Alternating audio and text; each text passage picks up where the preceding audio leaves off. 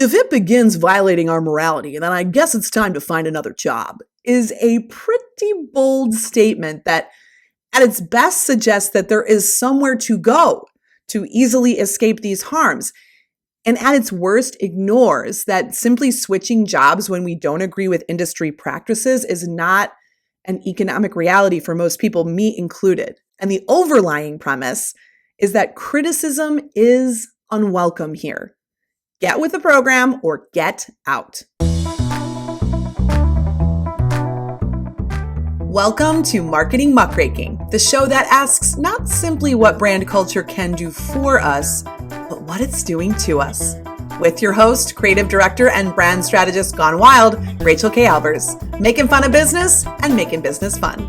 This is the show for rebels, revolutionaries, and renegades who run businesses that burn the rulebook. If you're sick of business podcasts that have all the answers, well, I got nothing but questions. Let's go. Episode 7. What's a muckraker? And why does marketing need more?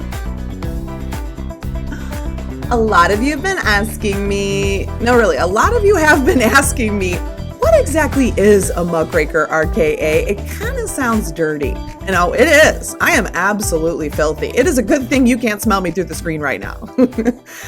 This podcast, it's an experiment in bringing my essays and some of my most scandalous lives to life in audio form. I wanted to make my essays more accessible, and this show is also a reflection of my research and writing process. When I find a really good book, I typically read it twice, once with my eyes and once with my ears. I process information differently. I hang on to different words. I grab different facts when I'm reading versus when I'm listening. And I will admit, even when I've been reading aloud to you, I've had a different relationship with my own words. It has helped me dig deeper into some of these topics that I've been sharing with you. So this is Marketing Muckraking. Now, about what exactly a muckraker is, okay, I'm going to need to start with Instagram. Instagram has brought back the chronological feed, kind of. They've hidden it behind the Instagram logo. So if you go to the home screen and you tap on the logo, you'll find the hidden Easter egg of followers and favorites to return you to the halcyon days of the platform when you saw what you wanted and weren't dogged relentlessly by sponsored sundresses and skinny tees that'll make you pee out your butt. Finally, the gram is given back to the creators who built the platform to begin with. Or is it? If I have learned anything in the internet age, it's that big tech finishes first, then murmurs about how tired it is, rolls over, falls asleep in 2 seconds flat while you lay awake on the wet spot.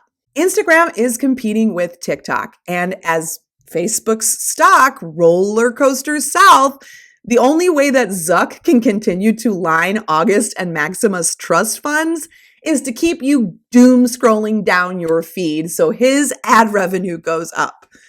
Social media companies want you creating as much free content for their platforms as possible to boost their profits, not your brand. You are the product.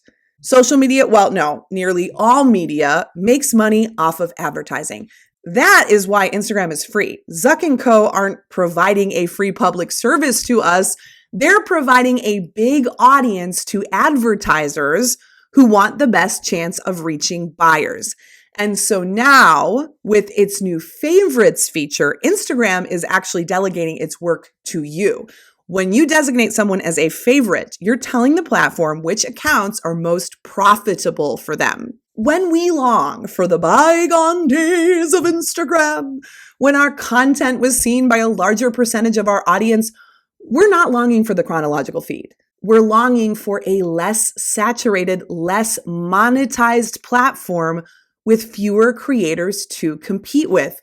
This switch to an ad-soaked experience, it is not a function of social media suddenly selling its soul. This is the business model. Do you want to be the next Fuckerberg? Build a platform, attract users, addict them to your tool, then slap the metrics on a slide deck and watch the advertisers fight over whose butt PT goes first. I can't believe I said butt PT correctly on the first try. I've wrestled with it.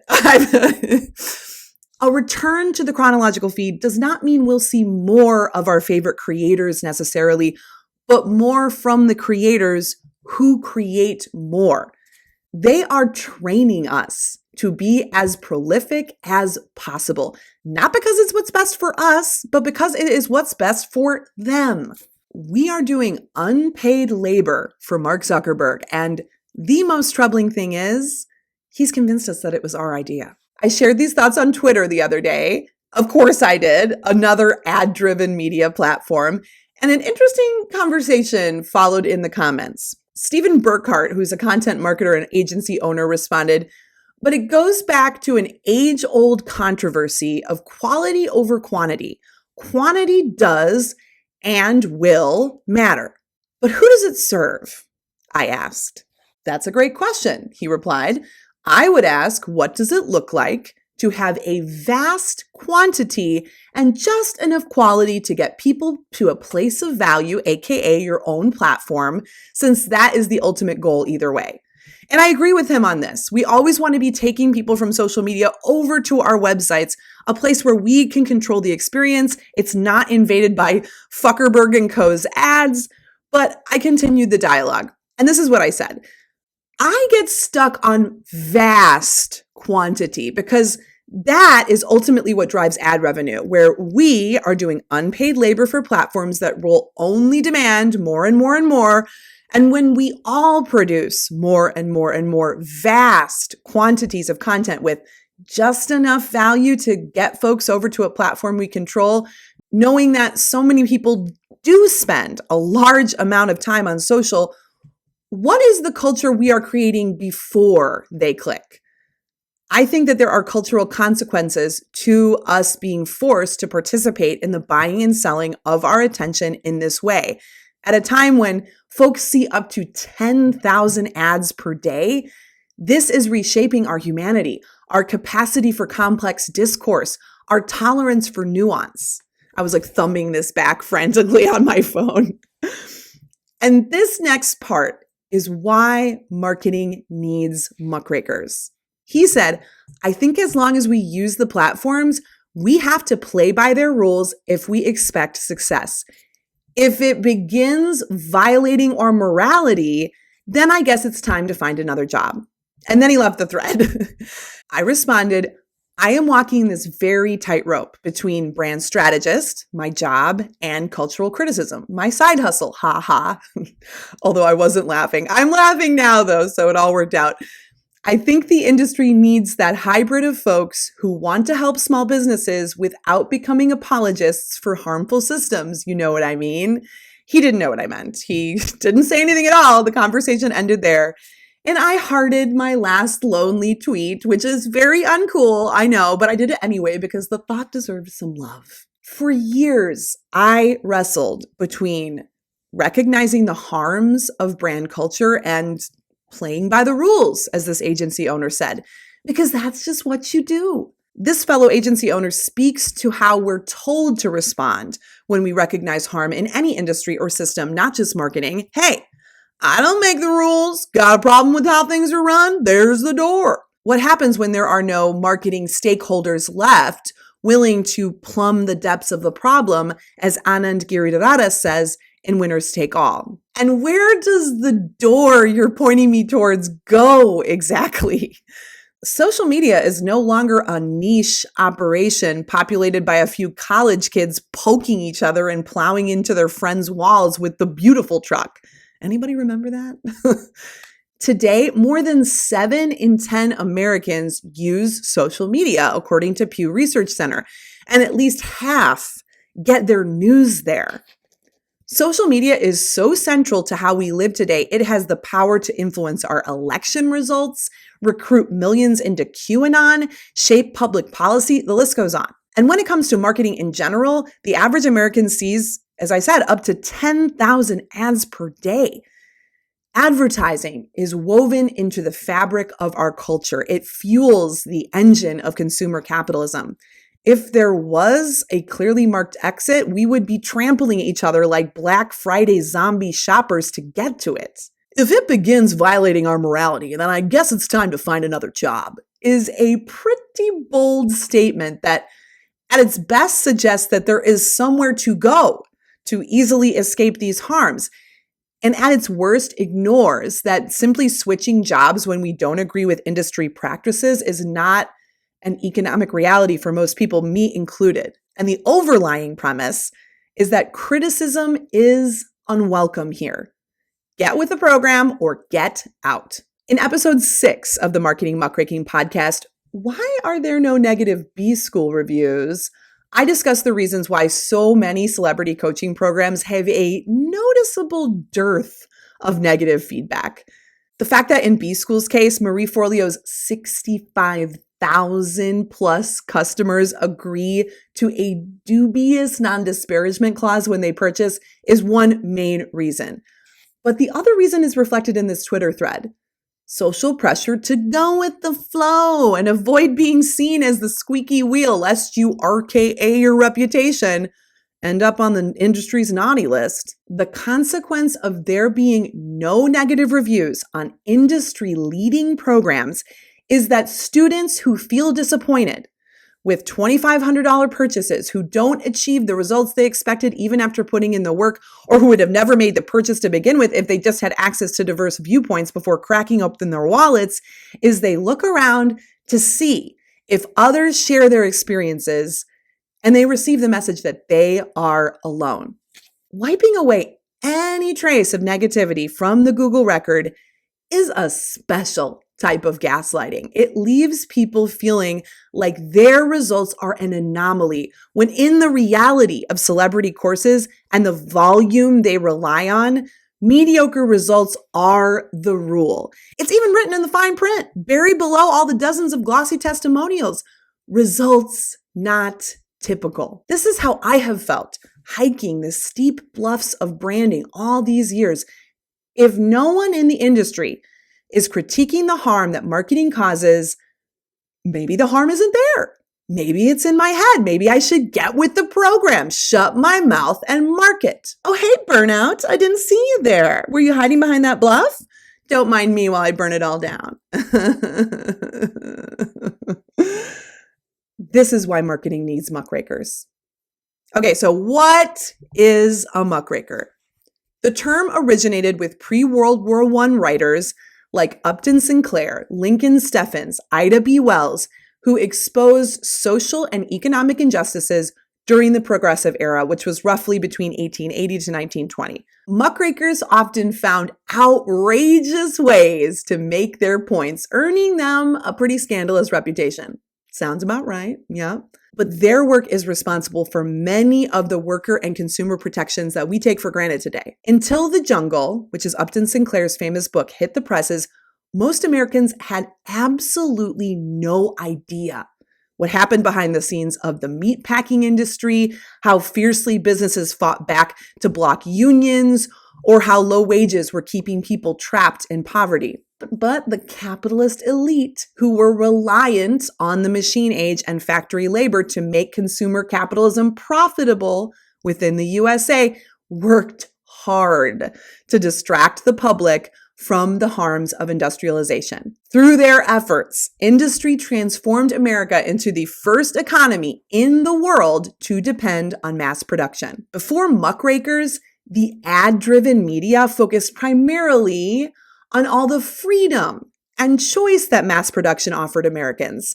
This, coupled with the rise of mind cure culture, an ideology that one could think their way out of their worst problems, and the predecessor to today's choose to be happy toxic positivity, obscured how little freedom consumers had in this new economy. Muckrakers reintroduced the examination of widespread injustices, corruption, abuse of power back into the national conversation.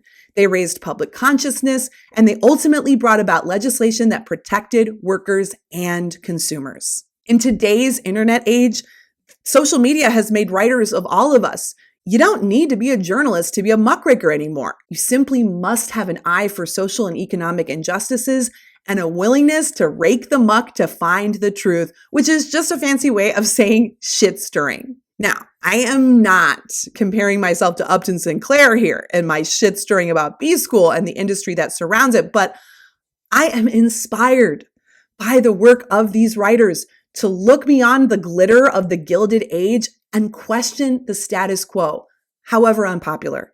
If marketing fuels the engine of capitalism, the source of most modern problems, then this industry and its rules need constant examination. And it's not enough for this criticism to live buried within academia where the masses and my audience, the folks that are listening here, small business owners and creators, rarely trod. Just as advertisers and mainstream journalists of the progressive era painted a picture of mass production begetting a utopian paradise of choice where everyone was free to buy whatever they wanted, restricted only by their capacity to think their way out of their problems, today's ad-driven media and the marketing it rides on rarely question what brand culture is doing to us. Consumers and creators are left with the fallacy that the solution to our problems lies squarely within the capitalist infrastructure, or maybe that the problems we see aren't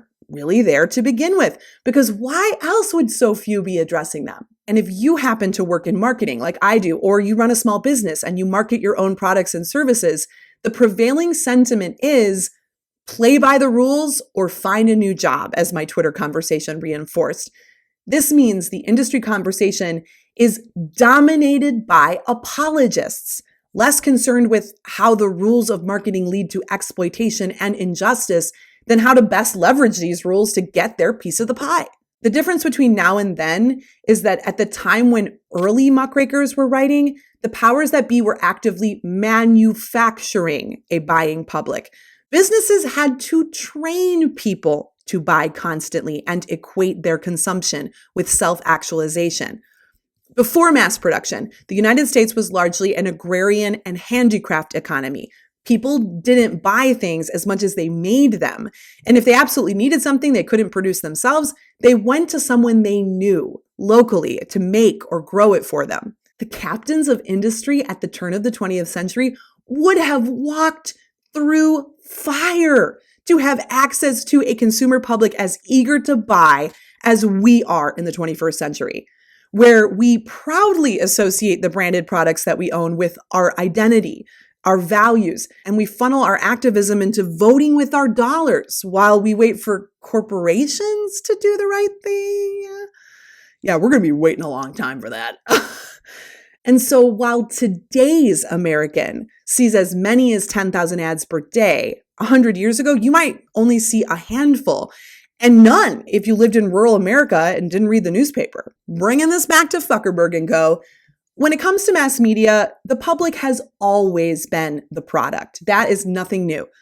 But unlike the progressive age, where the public's attention was sold to make newspapers and then radio and then television and so on profitable, in the internet age, we are both product and producers. We're churning out constant content in hopes of being seen by a tiny fraction of our audiences. It is this contribution to social media, our contribution to social media, that makes it a tool worthy of advertising. We are doing unpaid labor and thanking the puppet masters who created these platforms for the opportunity. Marketers position social media platforms as our benevolent allies whose rules we must abide by to be rewarded with success. And while it might be true that modern businesses struggle to succeed without playing the social media game, the simple fact that our culture and economy have shifted to make something indispensable does not make that above reproach. Academics and journalists have valuable viewpoints, but there is something about wading in these waters every day, building brands and businesses in the internet age while walking that tightrope between making money and making change that makes our insider perspective invaluable. Marketing needs activists now more than ever. Marketing needs muckrakers. Will you join me? Let's stir some shit up. Sources for today's podcast include Land of Desire, Merchants, Power, and the Rise of a New American Culture by William R. Leach, Captains of Consciousness, Advertising and the Social Roots of Consumer Culture by Stuart, Ewen, Satisfaction Guaranteed, The Making of the American Mass Market by Susan Strasser. If you want more marketing muckraking and brand strategy gone wild, I invite you to subscribe to this show, and if you enjoyed it, leave me a review. That really helps me out. If you hated it, please send it to your enemies. They sound like good people. You can go to rachaelkalbers.com/subscribe to get these updates in your inbox. And because this show is self-sponsored, if you wanted to support my work, you can go to buymearobe.com. That's where the magic happens. In the meantime, remember, it's not the age of the niche, it's the age of the wildcard bitch. See you on the internet.